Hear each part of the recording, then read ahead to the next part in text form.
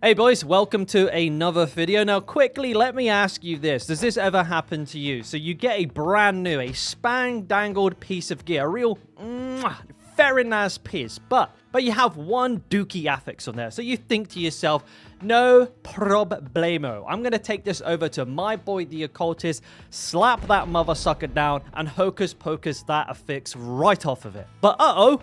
What's that? You don't have enough daffodils to cast the magic spell? Well, I guess you'll just have to pop it down in your bank next to the other 40 to 50 other items that you didn't have the materials to enchant. Because I don't know about you boys, but that has happened to me a lot this season. My bank is filled with gear that I'm still waiting to roll a good affix on. So I took it upon myself to test all of the main methods for farming Angel's Breath, aka daffodils, to find out which one was the most efficient, and that's what I want to share with you today. So if you find this video useful, don't forget to maybe give it a like and subscribe for more Diablo type content. So as you'd expect, our journey starts in Helltides. Yes. So Helltides are where we're going to be farming them. We're going to go over what to do inside of the Helltide to most efficiently spend your time farming Angel's Breaths.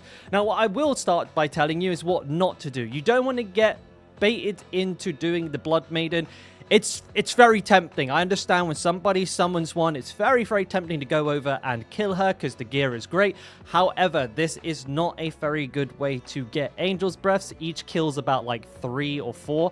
And she takes quite a long time to go through the whole cycle of summoning and dying, so I definitely would not recommend this.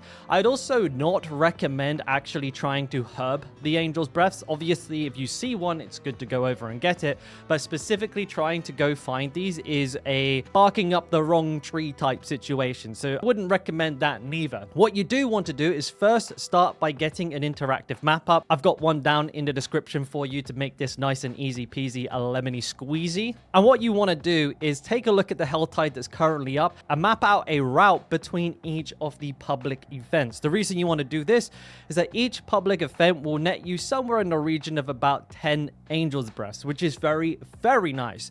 And you're able to do these anywhere between, some of them like 10 seconds, and in a worst case scenario, about a minute 30. But you can bounce between these very, very quickly and keep farming them over and over and over again.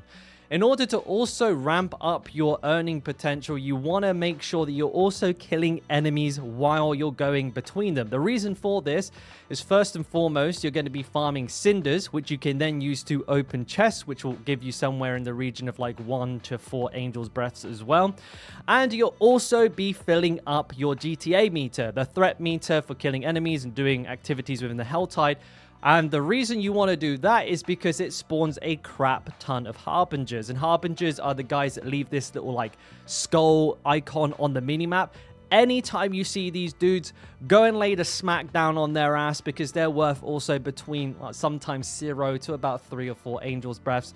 So you want to make sure that you're farming those as well. So to lay it all out again, what you want to be doing is moving from public event to public event, targeting Harbingers anytime you see them on your minimap, making sure that you also pick up any Angel Breath herbalism nodes that you see, all the while killing as many enemies as humanly possible to get the Hellborn event triggered as well to spawn more Harbingers. And the best thing about this method is not only are you going to get a shit ton of Angel's Breaths, you're also going to get a ton of gear from the chests and other crafting materials from the public event as well. All in all, it's the best method that I found, and what you can expect in the region of per hour is about 300 to 400 if you're farming while maybe, I don't know, watching a YouTube video, but if you really dial it in, you could probably get closer to 500, but that, is up to you how much sort of focus you want to dedicate to this. For me, this is ideal YouTube gameplay.